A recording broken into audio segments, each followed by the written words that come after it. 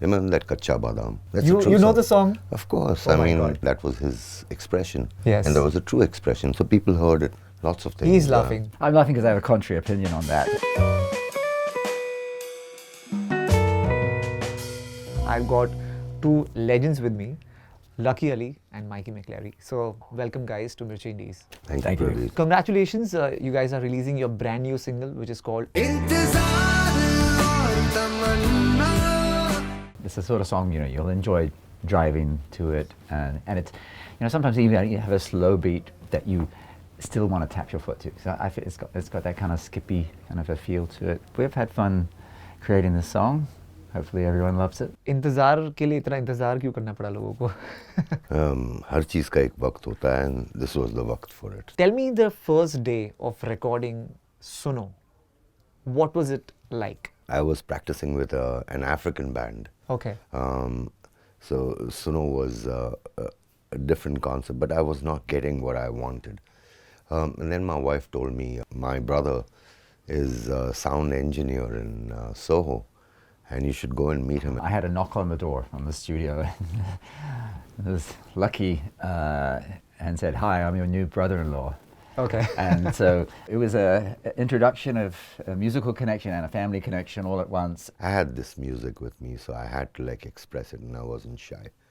I went into his office and into his studio, which is a very historic studio, the Trident studio. Trident, the Beatles, Queen, Elton John, you name it. That's one of the most famous studios. I went into his studio and I played Suno on a Reynolds guitar, and then I played O Sanam, and then he listened to it, and that's when he played that bass line for me. Dun, da, dun, da, da, da. Right. And I said, wow, it just uplifted the song. What sort of brief did you give him when you were making all those songs, Suno, O Sanam and all these songs? Basically, I had no brief. I had the songs, and he was gleaning from that, and that's where he took it from there. Like even Milegi Milegi, for example.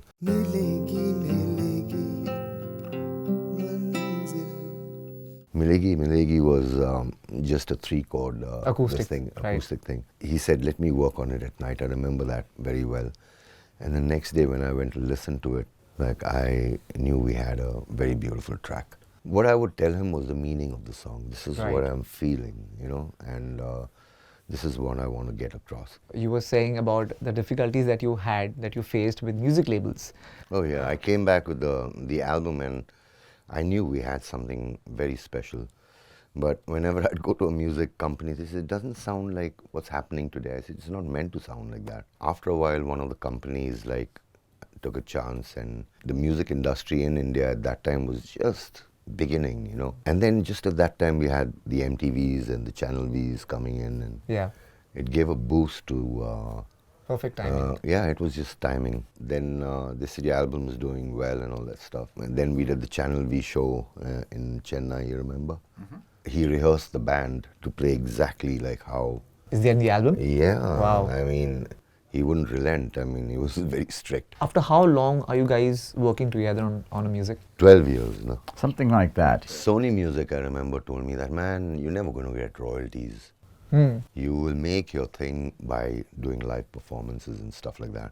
And I traveled all over India, and we went lots of places. To sit down on an album, you need to put in 2 months or 3 months and just get into it. And that's how we used to work. Sifar, Suno, Aks, all the other tracks. And we really spent a lot of time where it would get really frustrating because so much of work and so much of responsibility. You're responsible to a music company. If somebody used to ask you what are your songs about, you used to always say that it's about travel, it's about journey, it's about all of that. It's a journeying. So is it still the same? Of course. I mean, you're always journeying. You're never stagnant. It could be the journeying of the mind or how you feel. I always feel emotion. There's a progress. Do you have a Lucky Ali switch that he comes and switches on after so many years? I don't have any sort of problems with suddenly switching to rock or hip hop or jazz or whatever genre. There's a feeling of home. Yes. When I come back to work with Lucky on songs. With a family member, and You know, I mean, you can really discuss your thoughts musically and ideas musically. When you go to record, you're working with a song that's already been structured, and it becomes very difficult to, if you're not comfortable with it. But over here, we can make it or break it any time and then remake it, like, you know, like one of the songs that we're working on right now. But does it bother the two of you, the fact that the people's listening habits have changed over the years? If your song is good and if it's true, it'll somewhere connect. And you make the thing and you just leave it to nature. You don't like sit down and think like, what did this do? I should have done this. You do that much later. You think that, okay, man, I could have added this to it or added. That's why I say it's a work in progress.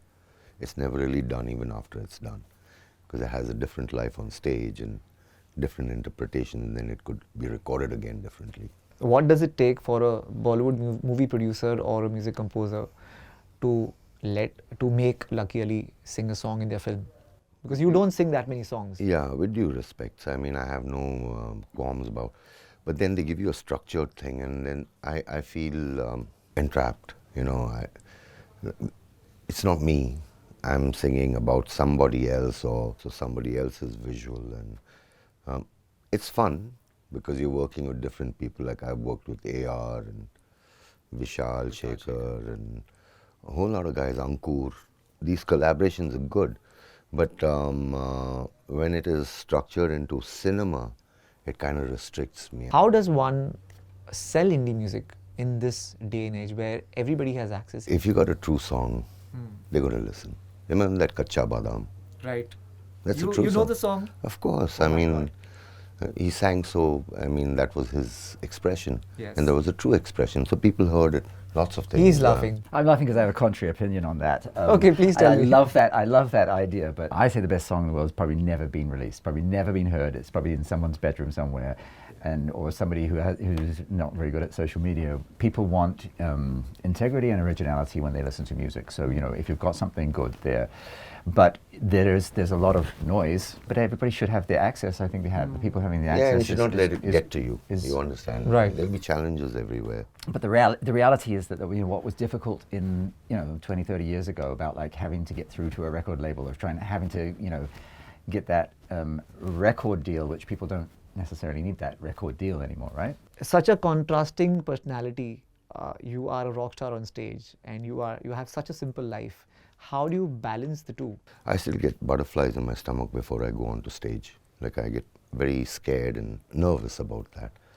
But I have a great set of musicians and friends who have helped me, express my music over the years. But when you come back home, you want to sleep on your bed. You want to be you in your own home. Advices for all the young artists, independent artists? I've certainly learned a lot from collaboration. So when I collaborate with younger, with musicians who are half my age, and I learn a lot, and hopefully they learn as well. Yeah, I agree with the fact that collaborations are educative also, and inspirational. The Israeli thing, and yeah, I'm working with another Israeli artist, Mati Kospi, and these artists from Narang, which is a kind of an international band. There's a yogi I'm working with, who does techno stuff. But those are the musicians that we're functioning with also now. People would love to know about the upcoming songs between the two of you all. There's been some tracks that we've sort of worked on or initiated in the past, going back, and then there's been some brand new tracks that have sort of come up in the last 6 months or so. The track with Yashraj Mukherjee. The next single that comes out is called Mohabbat Zindagi. Mohabbat Zindagi. Mohabbat Zindagi. Ankur wrote that. Yeah. Wow. Yeah, Ankur Tiwari wrote that. That's a song that embraces the whole idea of collaboration, and the video was kind of in that vibe as well. Now this is done, I'm now excited about putting the others out. Thank you for doing this, guys. Hey man. Thank you. Thanks. All right. Thank you so much.